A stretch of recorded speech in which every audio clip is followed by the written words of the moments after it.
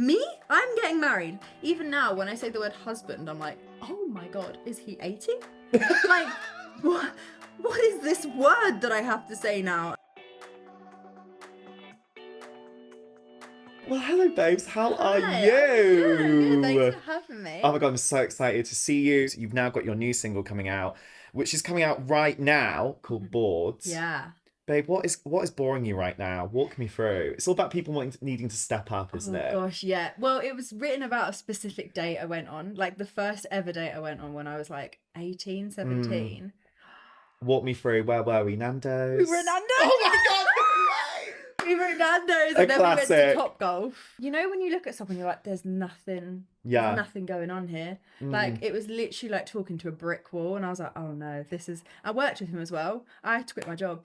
You're joking. No, I was like, this was the only thing that was fun at work. Like, you know when you have those crushes that get you through those jobs at 17? It was done after that, and I was like, I quit. I was like, I can't do this. Like, you were the only thing holding this job together. I've got to go. Where were you working at the time? Chessington.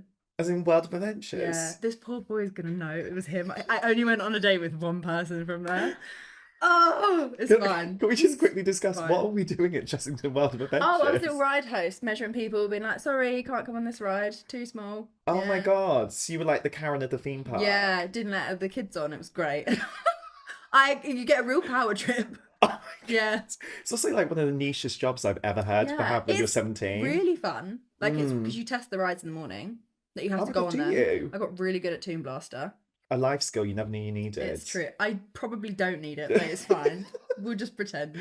Aside from working at Chessington World of Adventures, you started uploading and becoming an influencer kind of in your own right when you were like 13, right? Yeah. What were some of the original songs like?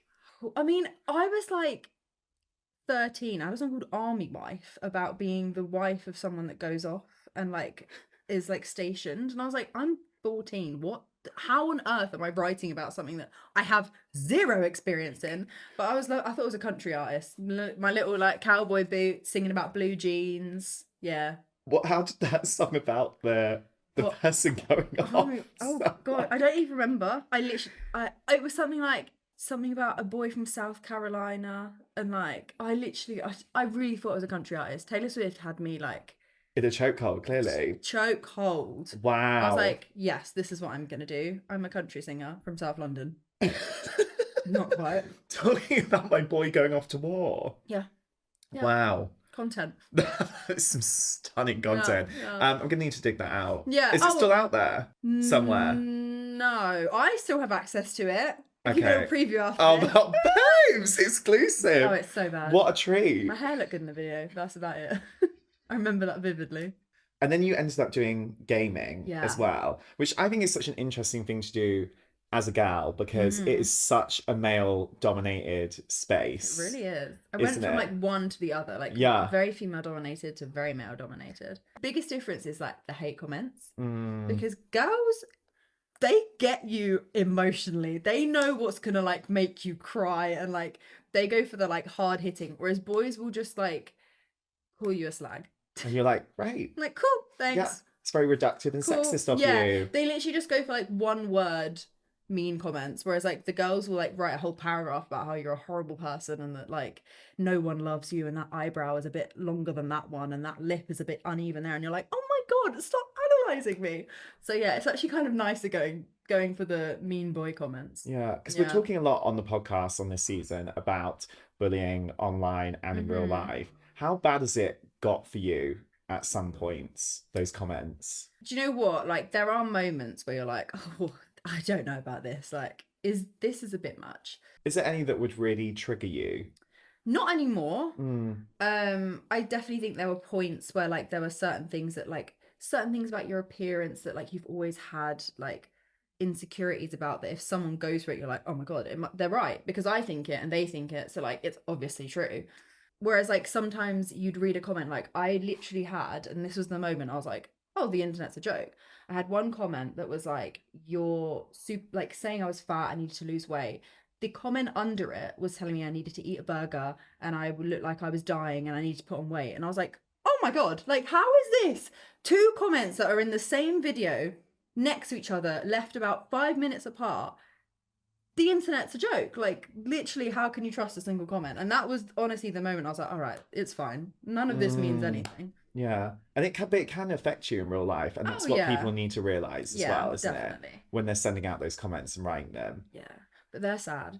That's why. Like, it comes from a place of insecurity, and like, you have to remember that. And you can't turn it into your insecurity, No, can you? oh my gosh, yeah. Don't give them the power. It's like, it's what they want. And it must be hard as well when you are in kind of like a forward-facing public relationship as well, where people feel like they have access and are able to make comments about that. Yeah. How's that been for you?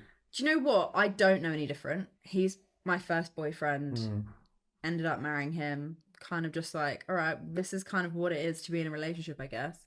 So in that sense, I'm almost like fortunate because I've not experienced a private relationship where you have no one's opinions. I've had opinions from before even people knew. People were putting opinions on because they could see like a bag in the background of his video that was in the background of mine, and they were piecing things together. Sometimes it's really irritating. Like, people just say stuff. They just say it. They'll be like, Talia was out last night with this other guy. Meanwhile, Simon and I are sat watching like Married at First Sight or whatever we're watching. It's like, I'm actually currently sat right here, babes. It's crazy. Or like, we'll both be live streaming and they're like, Talia's out right now, like, with some other boy. I'm like, I'm live. You can literally see this is not true. He's also live in the same house. Like, where has this come from? People just chat. Like, they create these narratives and they just run with them. Yeah. But I'm like, do you know what? If that's what fuels you, go for it. Live your best life. Yeah. And when you're in your own stable relationship, that's what's important, isn't it? Yeah, exactly. And shutting out those like, external voices. Yeah. And it kind of gets to the point where it's like, this is hilarious. Yeah. Like, because there's clearly, like, when you're live and someone's saying that you're doing stuff and it's like physically impossible, it's like, okay, at this point it's now just quite funny. It's also difficult sometimes to go for it knowing that he has to go for his own hate online as well. Yeah. Is it hard to watch that as a partner? Yeah. That I think is harder, like with friends, partners, like anyone you know, seeing comments about them is like more painful. Like on my videos, I'd never delete a hate comment about me, but I will delete every single negative comment about someone else in that video. Like that I can't handle. I think it's because you don't know how someone else is going to take it. And like if they're upset because of a piece of content you've uploaded that has sparked a conversation that's negative, it's like you almost feel responsible, even though obviously like I'm not saying that stuff, I don't think that stuff. Yeah. But yeah, that's not fun. That's probably the worst bit. Yeah. And then also then you know what it's like to go through it, so you don't want to see them go through it. Yeah. And also one of the things that I found really eye-opening when I was researching you before we doing this interview, while we're speaking about like hate online, I couldn't believe that you trended on Pornhub because people were posting videos of them, let's just say, in inverted commas, doing the deed on pictures of you. Yeah. Like, as a woman in society today, to find that out, it's weird. How did that feel, and how did you process that? At first, I was like, oh, that's hilarious. Like, it's fine, whatever. And then I saw one, and immediately I was like, oh, okay, this is a really uncomfortable feeling. But at the end of the day, like, there is nothing I can do. So I can let it upset me, and like, there is nothing I can do to stop that. I'm just not going to go and search it out. Yeah, I think in the end, it didn't bother me as much as I think it did in the beginning. It was just something that I had to get used to. Weird thing to have to get used to. That's a very weird thing to Very get weird used thing. to. And when are these toxic men going to learn? I know, they're not. So you can't educate everyone, can you? We can try, and that's what we'll do. Yeah. Until the day that we die. We're fighting that good fight every day, babes. We are. Are we hopeful? Maybe not. Clinging on for hope. Yeah. But we might get there eventually one day.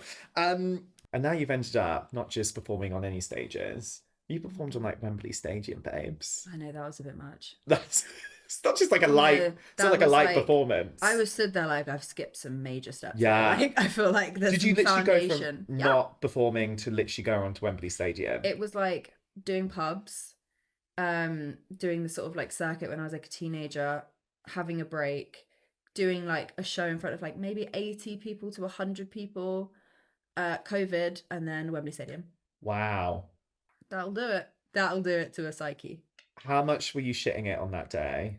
I was fine the whole day. I was like, oh my God, I'm not nervous. Like, this is clearly my calling. I stepped on that stage. I heard Ella Eyre start singing and I was like, it's too late. I have to go on in like, I knew I had like 40 seconds or something like that.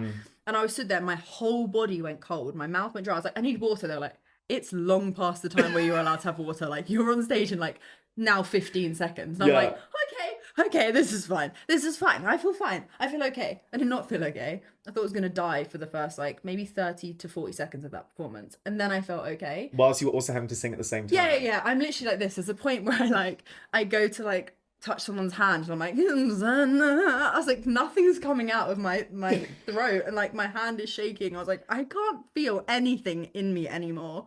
And then it sort of like, I then remembered and I was like, oh, this is fine. It's literally the same as performing to a pub. It's just that more people will see if you mess up.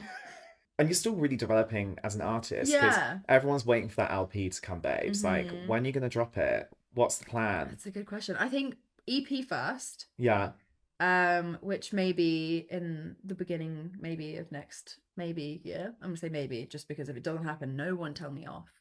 I'm hoping. We're trying, okay? We're playing and we're crossing our fingers. Yeah, cross everything. But I'm hoping, beginning of next year. The music industry has always been dominated by men. Yeah. Let's get real. Yeah. Always has been, always That's will be. true. Behind the scenes, front of scenes.